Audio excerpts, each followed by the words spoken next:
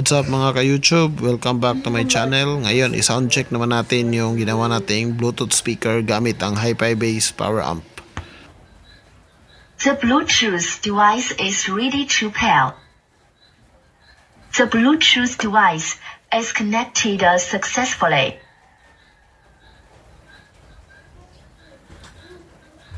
Okay mga bossing, i-sound check naman natin yung ating Bluetooth speaker.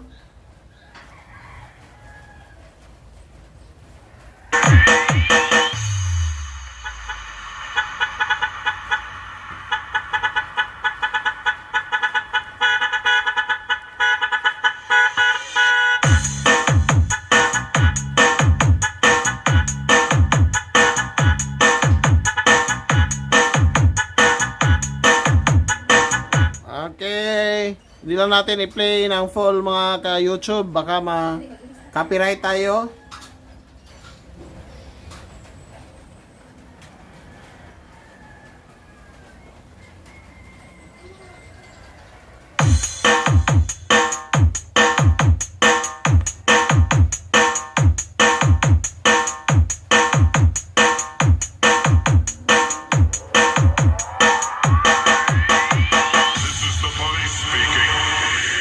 This club is closed forever.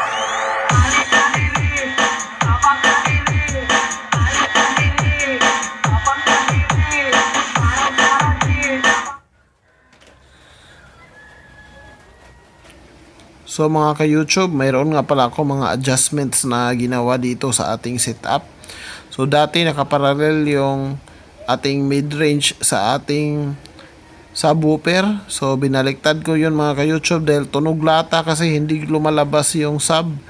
So ginawa ko is pinarallel ko naman yung tweeter dito sa ating mid-range. Tapos yung subwoofer direct na doon sa Hi-Fi Base Power Amp. Mga ka-YouTube, based sa experience ko sa paggawa ng mga Bluetooth speaker gamit ang Hi-Fi Base Power Amp, itong speaker na to lang yung napansin ko na iba yung tunog kaysa doon sa mga naunang unit ko ng Hi-Fi Base Power Amp. Itong unit na to mga ka-YouTube, ito yung sale na unit na mura lang na nabili ko, mga 200 plus. Yung mga nauna kong unit ng mga Hi-Fi Base Power Amp ay nasa 500 plus yung bili ko. So sa tingin ko, para yatang counterfeit itong nabili kong Hi-Fi Base Power Amp kasi iba kasi yung kanyang tunog doon sa mga nauna kong Hi-Fi Base Power Amp.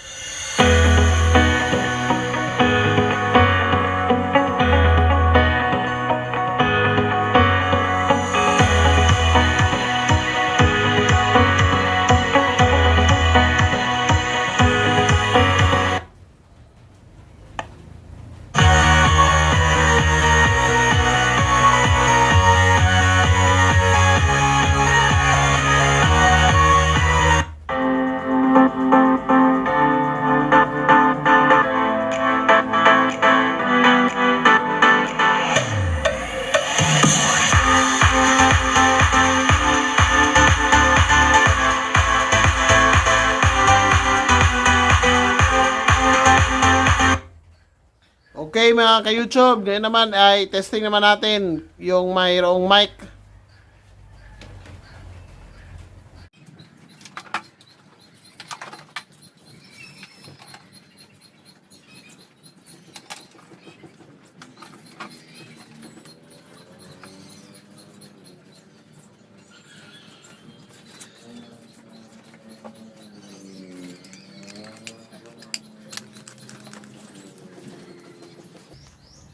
Hello, sound check mga ka-YouTube. So ito naman yung ating hi-fi bass power amp with microphone. So ito pakinggan nyo. Subukan natin itong i-testing pag nag-video tayo. So meron pa rin itong adjustment sa kanyang mic volume at saka yung kanyang echo. So testing natin. So gamit natin yung Kepler na URX wireless microphone. So testing muna natin mga ka-YouTube. Okay. Hello, sound check. Hello. Sound check. Hello, mic. Hey, sound. Hindi ko na sana pinagmasdan ang iyong ganda, at hindi na rin pinansin pa bawat ngiti mong may gayuma. Dahil sa akala ko hindi ako iibig sa'yo, ikaw pala ang aakit sa puso ko. Kaya ngayon'y laging gulong-gulo ang puso ko't isipan. Araw-gabi ay pangarap ka, at sa tuwin ay nababalisa.